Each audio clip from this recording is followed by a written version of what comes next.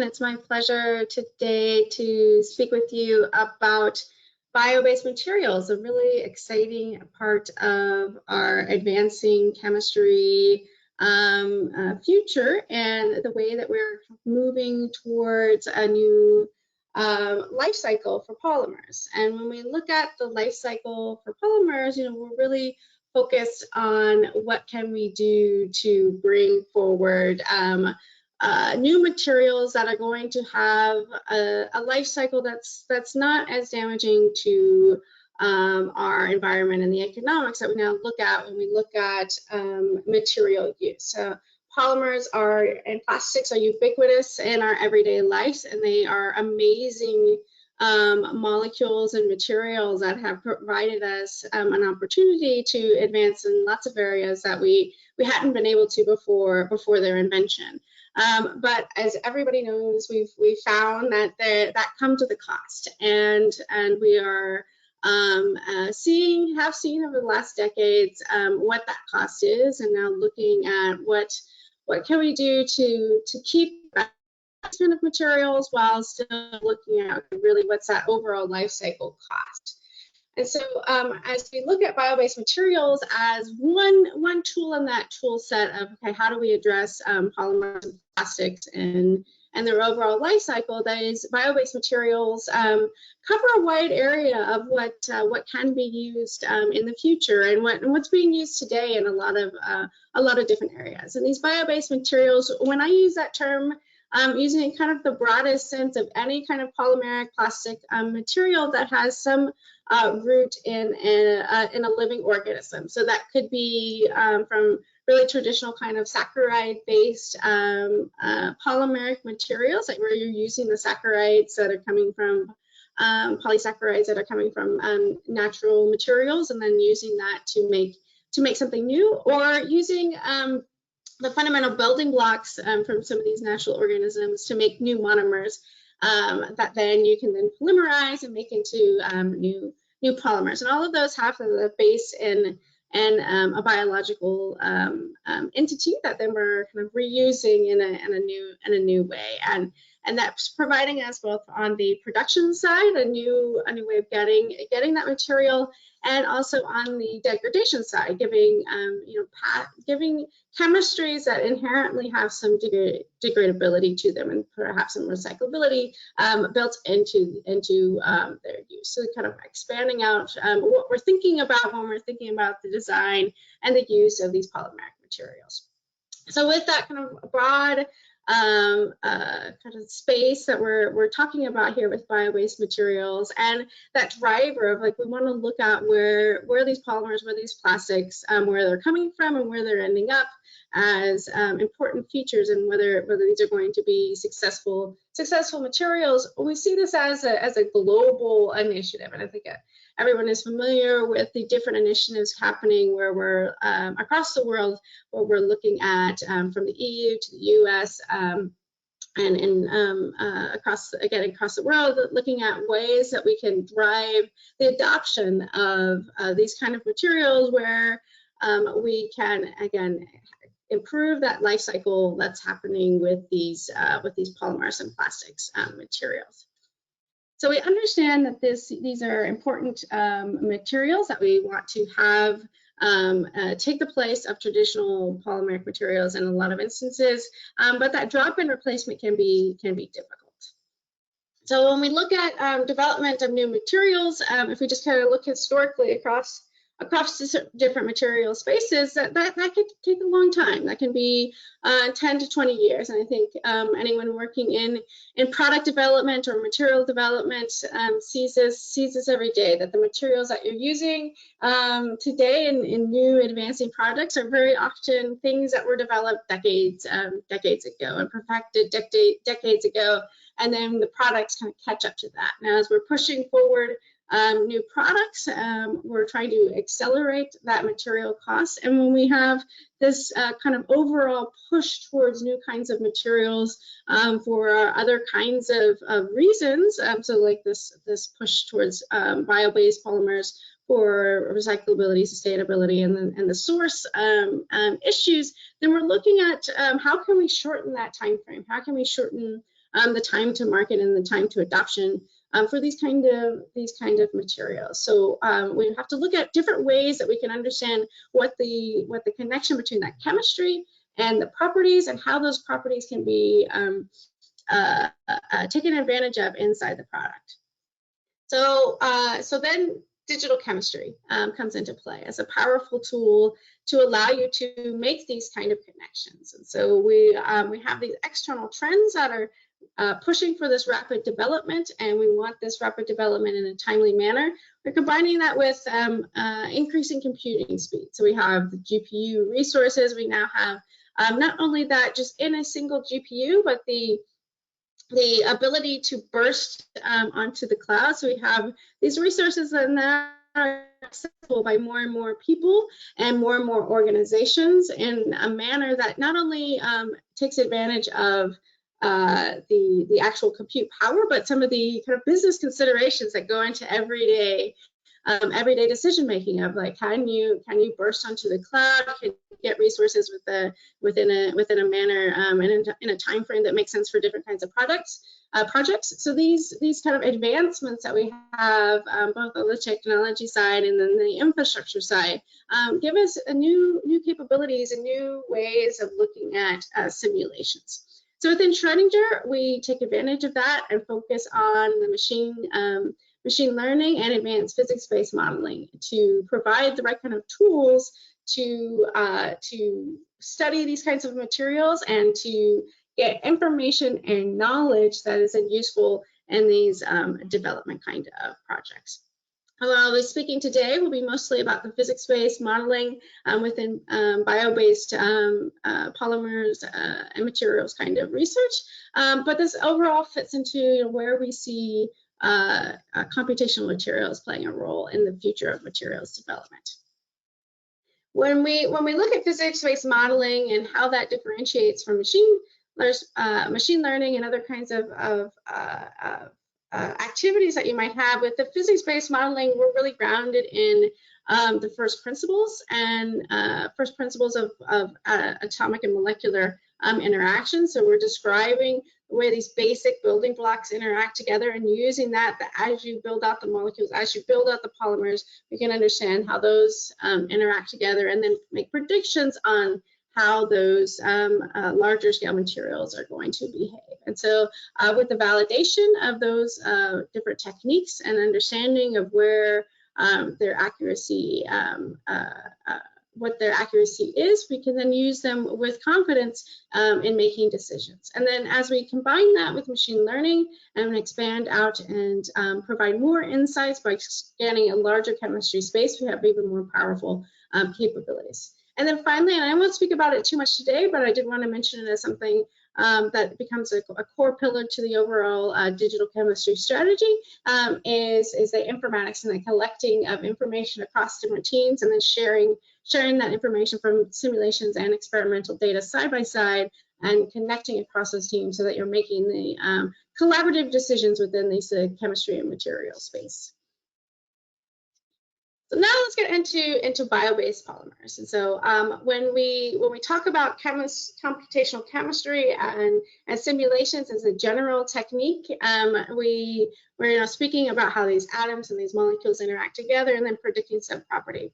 But that's really high level. We want to connect that down to a particular problems of interest and by making that connection down to the problem of interest and that material of interest, that's where you really make those core decisions about what kinds of techniques you're going to use and whether how you're going to build the models and how you're going to explore these kinds of interactions. So when we look at bio-based materials and the use within different kinds of products, we might be talking about different kinds of problems that would be arising in different development projects. So it could be something where you have an existing product and you have an existing system and you're continuing to develop that on. And so you're looking at, say, changes in the formulation. Maybe you need to select a different cross-linker to impact what the glass transition temperature is going to be. So that's going to be looking at your existing chemistry, looking at different kinds of cross-linkers and making simulations that are going to give you a good prediction of the glass transition temperature. We could also think about new chemistry design. That might be something new chemistry design or new formulation design around a new chemistry. So there you might be screening larger libraries for multiple properties to understand what kinds of performance you have, but also what kind of risk you might have. What are the properties where that you just need them to stay stable? You need to make sure that they're not going to go down. So it may be about screening different kinds of libraries for understanding that interaction and that performance in a particular case. So when we look at the adoption of computational chemistry techniques, we're connecting what is going to be the particular problem in a particular area and making sure that we're connecting that back to what's going to be valuable information in the overall development and design process. Once we make that connection, that's when we have then the particular technique that's going to be most applicable to those particular kind of questions. Maybe multiple kinds of simulations that need to take place to predict a different property. And with molecular simulation, we have kind of 3 core areas that we focus in on, and that's electronic kinds of simulations. DFT is our standard technique, and then we have atomistic simulations and mesoscale simulations where we coarse grained out the atomic structure to look at those on a larger scale features. So once we have what our property of interest is, what our material that we're going to try to capture, then we can focus in on what's the right technique to answer those kinds of questions. And so today I'll be mostly speaking about the atomic atomistic and the mesoscale level, and making connections to what kinds of simulations that you can do and kinds of information that you can get for these bio-based types of polymers. So one of the first questions that often comes up when we're talking about bio-based polymers is those really traditional kind of pulling from a natural source and just taking those and processing them in some way, but not chemically altering them too much. And that gives you these polysaccharide kind of polymers. And in those kind of polymers, we have these sugar units that are being linked together in a chain. And those have really distinct structure. They are polymeric materials. We have a monomer and monomers that are linked together in a certain way to make these longer chains, these macromolecules. So they are, by definition, polymers, but they have really distinct structures as far as the way those units connect together and the way that they form these chains, and there's a specific geometry within those sugar rings plays an important role in what it is, and so and the way that they perform. So the difference between say cellulose and amylose can be very distinct inside the way that the torsions on this particular chain arrange, and you can get different kinds of structures depending on that. So when we look at a natural source kind of polymers, one aspect to consider is how are we going to construct them, and are we getting not just chemistry as far as what atoms are connected to what, but are they in the right conformation that is representative of their state in the actual product. And so having the right kind of builders that builds up from those sugar units, from those sugar rings into the longer chains, and building different kinds of crystals, building amorphous or semi-crystalline kind of structures, looking at different kinds of fibers, but making sure we can build the right kind of state for those particular natural source polymers, then allows us to get better capturing of what those properties are going to be for those particular kinds of materials. So what can we do with some of these kind of polymers? I have an example here with amylose.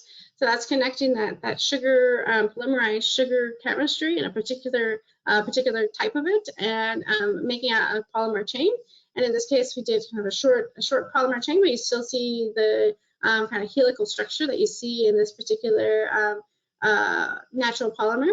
And then having those amylose chains together, so you have a bulk amylose system to understand what's going to happen with that bulk amylose structure. So connecting from the building blocks of the sugar rings, connecting those in the right kind of geometry to get the helical amylose structure into that bulk simulation.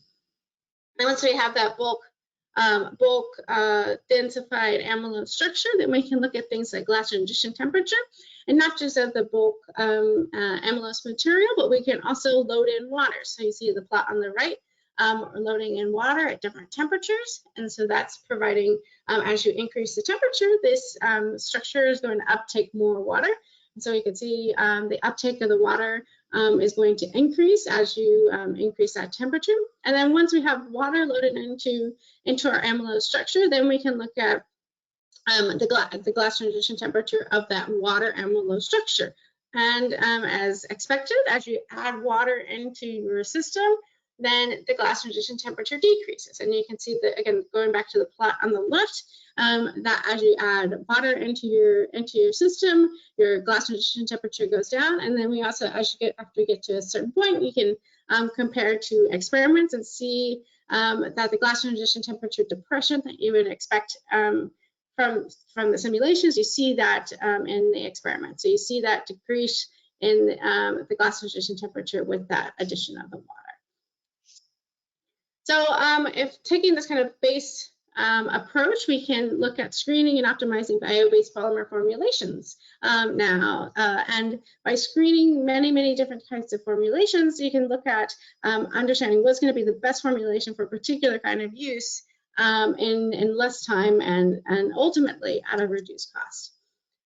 So in this particular case study, what we were looking at is mixing together a natural polymer, polysaccharide-based polymer with other kinds of polymers, and in this case, we're going to use polylactic acid. And so this mixing of polymers together, anyone that's worked in polymer formulations will know very well that making these alloys of different kind of polymers together gives you that way of tuning your properties in many cases.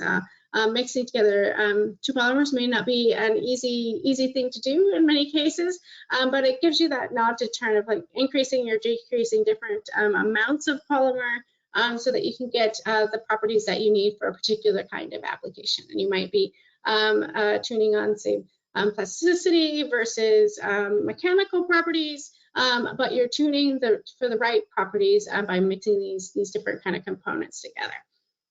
So if we can screen for those mixtures as you're developing these kind of formulations, so that gives you an advancement on what you can do, and then you can use your experiments to focus in on what's going to be the best mixture for your particular kind of application. So in this particular case study, we looked at a number of different polysaccharides and a number of different kind of concentrations to understand what's the trade-off as you move between different polysaccharides and then different percentages. So as I mentioned, we used in this particular case study polylactic acid and different polysaccharides. So for the polysaccharides, we have cellulose, chitosan, and chitin. And looking at how the polylactic acid, as you take polylactic acid and you mix in different amounts of these polysaccharides, what happens to a suite of different kind of properties. So this is something, as you can see, the image from the literature on the right is something that is currently done, that you can experimentally mix these kind of materials together in small percentages and look at what's happening with this kind of behavior. So here we're pre-screening ahead of what can happen with these different kinds of mixtures of polymers together. So one of the first questions to ask is, when we densify these kind of structures, are we getting the right density? So here we're looking at a densified simulation and what is the density of these mixtures of polylactic acid with different polysaccharides. So on the very left most point of these plots is going to be the polylactic acid, and on the very rightmost at the 100% is going to be the different polysaccharides. And so we can see that the polylactic acid density and the different polysaccharide densities align with experiments. Chitosan is an interesting example. You can see the experimental density is in bold as it makes very large voids in its structure as it is being formed naturally. So in this case, our density is higher than that because we're on a kind of a nano scale, so we're getting that kind of chitosan wall type of density, but we do see that the chitosan has a more larger free volume compared to the other polysaccharide material. So we can look beyond just the bulk density. We can look at kind of structuring that's happening within these kind of materials.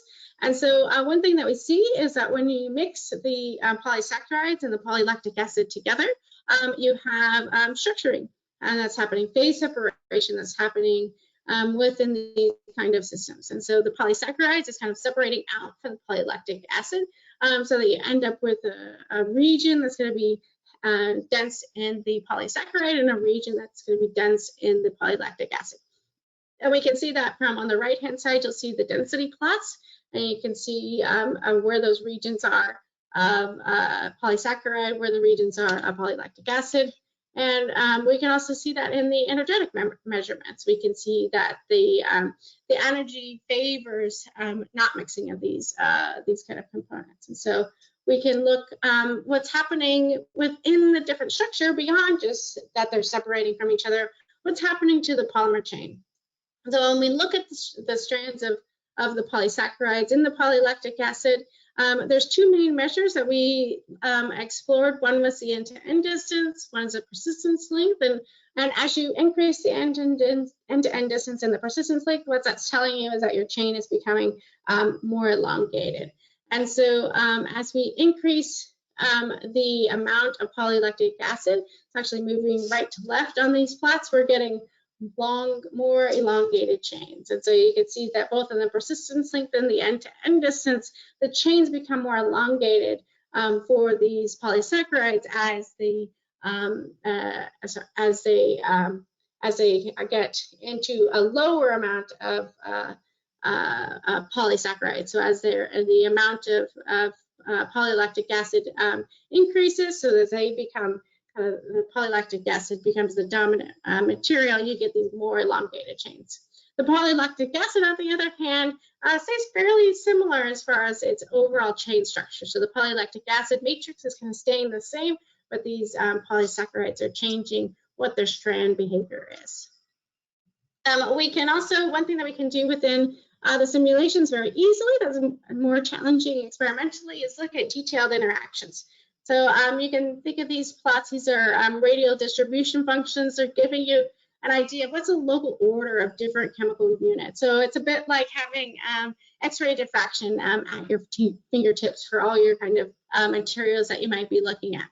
So here we're looking at how the oxygen in the polylactic acid, how those units are arranged next to each other locally in the different amounts of polysaccharide. And then in the middle part is the OH groups from the polysaccharides and how those are arranged locally to each other as you have increasing amounts of the polysaccharides. And what we see is that we have those increasing interactions of the different kinds of units as we change the amount of the polysaccharide within it. So it gives us a way of looking really in detail as these chains are lining up, as we're going into more and more polylactic acid and seeing that closer and closer interaction. We can also look at free volume and understand what kind of space, what kind of free space do we have in these systems. And so there's a lot of detail in here about different kinds of pore volumes, and these are kind of individual snapshots of what is happening with your pore space. But one thing I wanted to kind of highlight is if looking between the different saccharides, say at 100% polysaccharide structures, if we look at the different saccharides, we have different amounts of free volume within these systems and different amounts of pore sizes. So if we look at the pore size distribution that's shown here, we look at the chitin, and then we do see those larger pores that develop in that chitin structure. So you can think of that the chitin is actually, the reason its density is lower is because it is making these larger pores within its structure. So now we have a lot of information about the structure and what's happening within these kind of natural polymers, but how does it impact on the properties? So the first property we're going to look at is glass transition temperature. And so we could take, again, all these structures, the homopolymers and the mixtures, and look at what the glass transition temperature is by cooling the structures and looking where that transition happens. And so for the polylactic acid and the 100% polysaccharides, we get a good capture of what that glass transition temperature is. In the mixtures, we have phase separated systems, so we would expect 2 TGs. What we see in the simulation is kind of the mixture together, so more of a composite TG because of the way the rate that we're doing these glass transition temperature simulations. But you see that simulated TG aligned between the 2 homopolymers, so it's getting that capture of that mixture percentage of those 2 components. And well, we can also look at mechanical properties. So we can look at both the transition from elastic to inelastic. So where does it deviate 2% from a linear point in the tension and in shearing. And we can look at yield stress. So where's the maximum in a stress strain plot. And we can look at what's that initial modulus in a stress strain plot in both uniaxial and pure shear kind of conditions. And so by sampling all these different kind of conditions, uniaxial and pure shear, and we can look at these different kind of measures, we can see that as expected, these polysaccharides are providing an increase in those mechanical properties. You are increasing your yield stress and your modulus with these kind of materials, are increasing what kind of load that they can what the kind of load that they can take, and you can see that increase between just the polysaccharide itself compared to the polylactic acid, and the mixture is kind of aligning in between that. And we can see as those develop, as you're moving between the different mixtures, you can see what's the appropriate kind of mixture for a particular kind of yield stress. We can also take these polymers and we can add water, as we did with the amylose case. In this particular condition, we're using 100% humidity and loading water into the systems, and you can see that the polysaccharides uptake much more water than the polylactic acid, and then you have the composites, the mixtures lying in between as far as the water uptake. And that water, we can again look kind of structurally, where is that water going? We can look as a visual representation, where is the water going? Looking here, you can see the full system. Here we've taken out the polylactic acid. You can see better where the water is going. You can see the little white and red here are the water, and the green are the polysaccharide chains, and we can look at where the water is going. We can look at that kind of numerically. We can see, okay, well, what happened to the density as far as the cellulose density as we hydrate it? We could see, okay, there's a change in the amount of density that we have in particular locations. And we can look really structurally, again, kind of think of it as an X-ray kind of pattern. What's happening with the association between different OH groups, say the water and the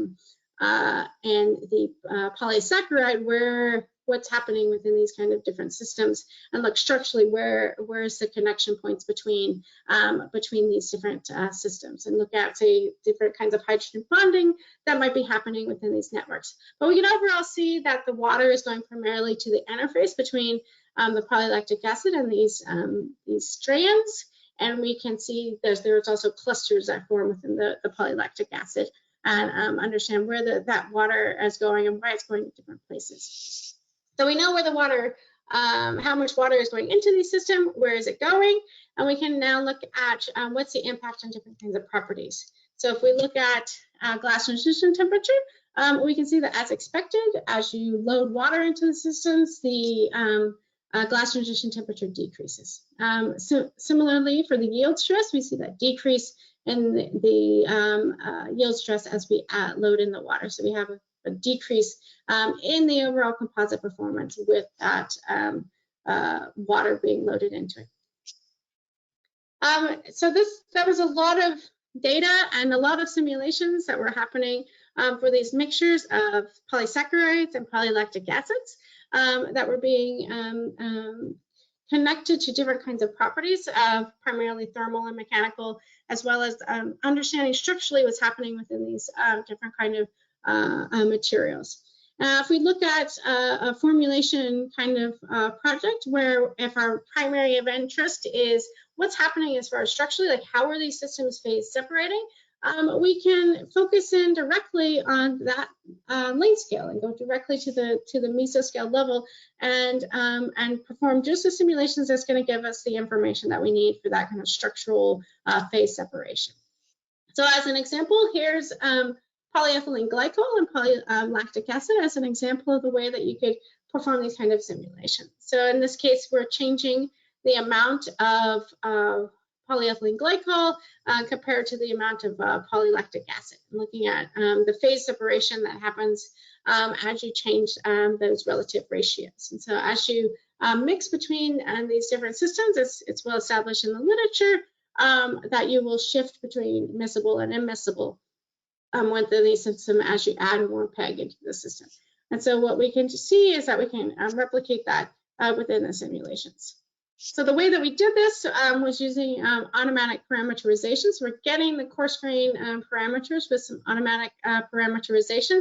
So we're connecting to the atomistic structure and say, okay, we want to map the system in a certain way, and then we'll run atomistic simulations to directly extract what the appropriate parameters for our coarse grain simulation would be. And then from that, as I showed on the previous slide, you can look at, once you have those parameters, you can start to look at different compositions.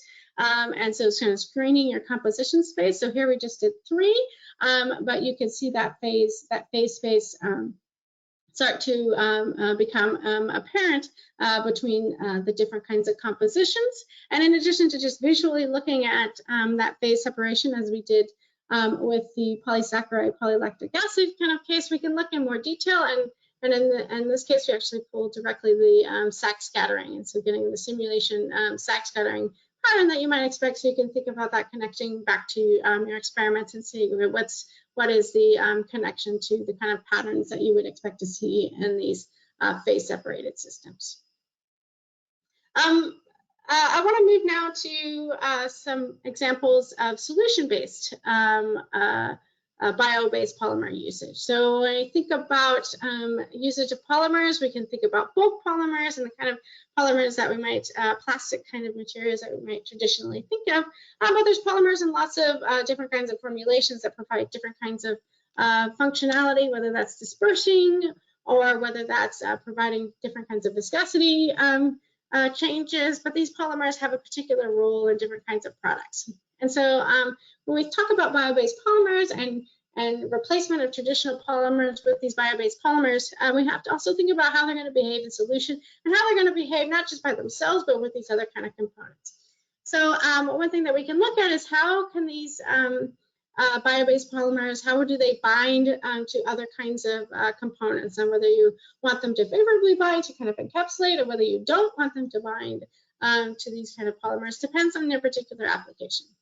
So in this particular set of simulations, we were looking at an amylose polysaccharide system with different molecules in water and how they were binding, and looking at as they're connecting to that molecule and as they're not connecting. So you can see in the movie on the right that the molecule is surrounded by the polysaccharide at some points in time, and other times it is not.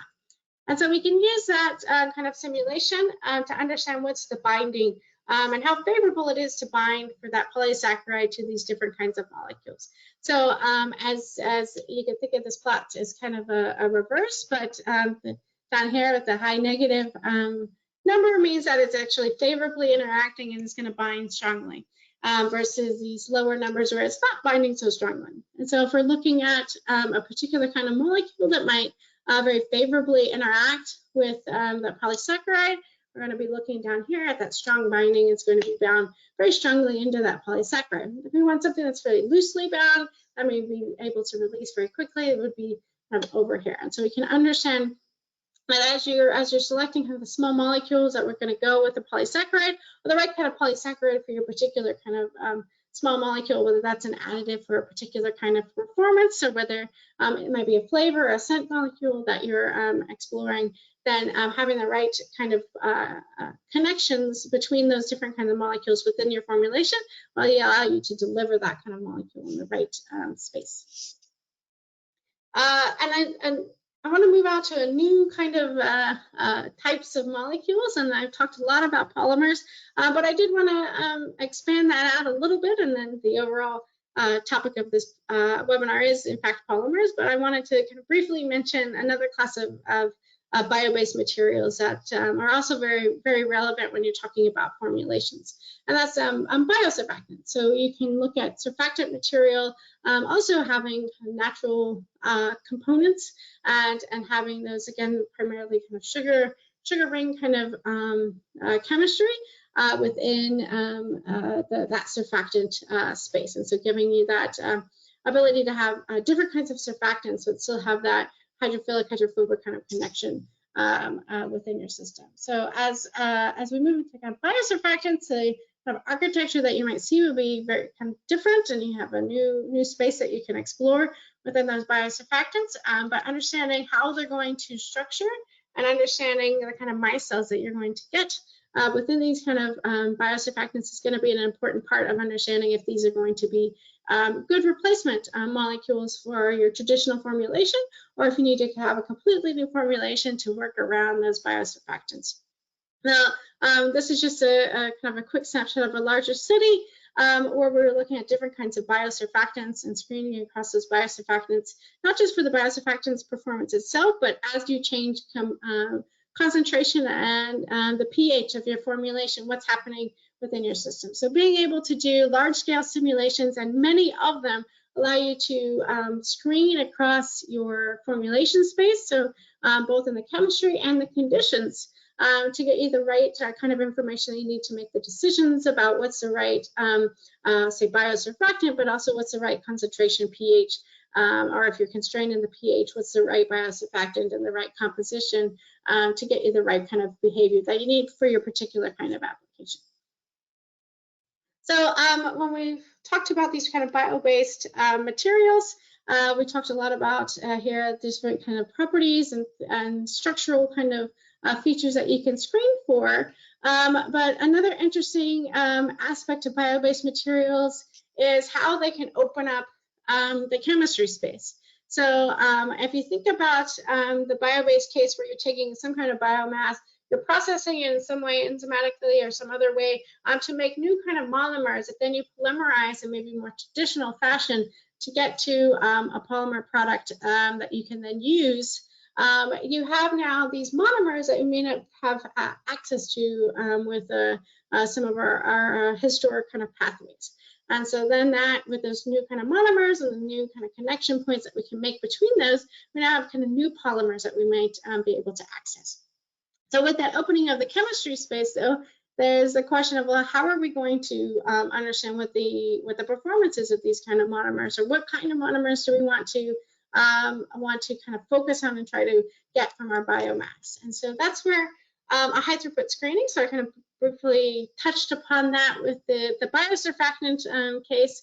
But the concept of high throughput screening, where you have a property of interest that you're targeting, and you have large scale simulation that are being sent to a large number of compute resources, so that in a quick short amount of time that you can screen for a large amount of chemistry. And here we did 300 polymers, 300 thermoplastic kind of polymers, looking at the glass transition temperature.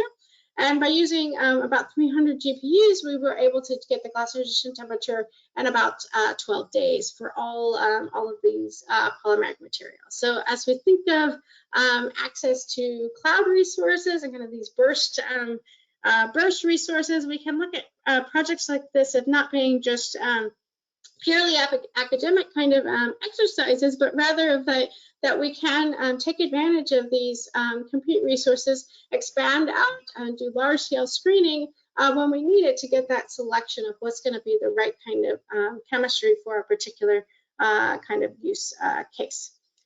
We can also think of expanding that out and with the machine learning kind of techniques where we can fit for different kind of properties. Here we did dielectric constant, and for another data set, glass transition temperature. So you can think of having different kind of properties that you can have machine learned models on.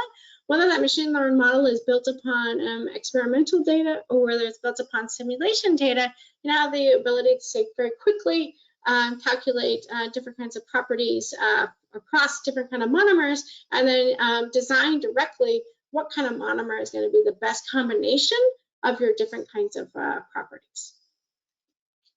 So throughout this webinar, I've discussed about the ways that bio-based polymers, both in the polysaccharide case, and then I'll say more connecting of different kinds of monomers, new kind of monomers together, could be assisted and accelerated by these computational techniques.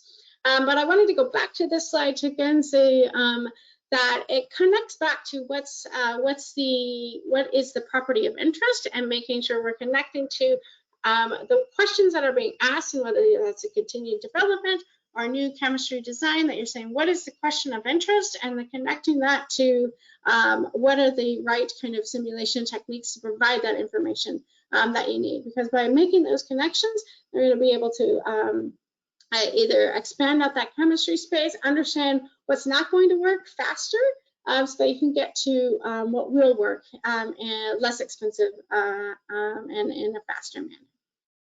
And with this kind of application of simulation tools to these bio-based, a really important class of materials is bio-based, this replacement kind of activity, aligns really well with our overall Schrödinger mission, and that is to improve human health and quality of life with these new materials, and by advancing these computational techniques to enable that. And so that I hope that you saw today just a few examples of the ways that that these techniques can be applied into these really relevant problems. And throughout the problems and examples that I showed, underlying all of that, I'm showing just a few plots and a few pictures, but underlying all that is the building of the models, running of the simulations, analyzing the results, and that's where our platform comes together, and making those connections between the chemistry and the properties of interest, and making sure that you're doing the right kind of simulations to get the right kind of properties that you need. I can ultimately be connected up into our informatics platform to provide that kind of scaling across different geographies, or scaling across different projects and units that might be studying different questions. And one thing that I love about polymers and working in the polymer space is the breadth of industries that we work in. And I didn't talk about any one particular one, in that these bio-based polymers are important across a wide variety of different industries. And so within our materials design group, we focus on multiple industries, and look at how these kind of materials and how different kinds of materials, the simulation techniques can be applied in these different kind of industries.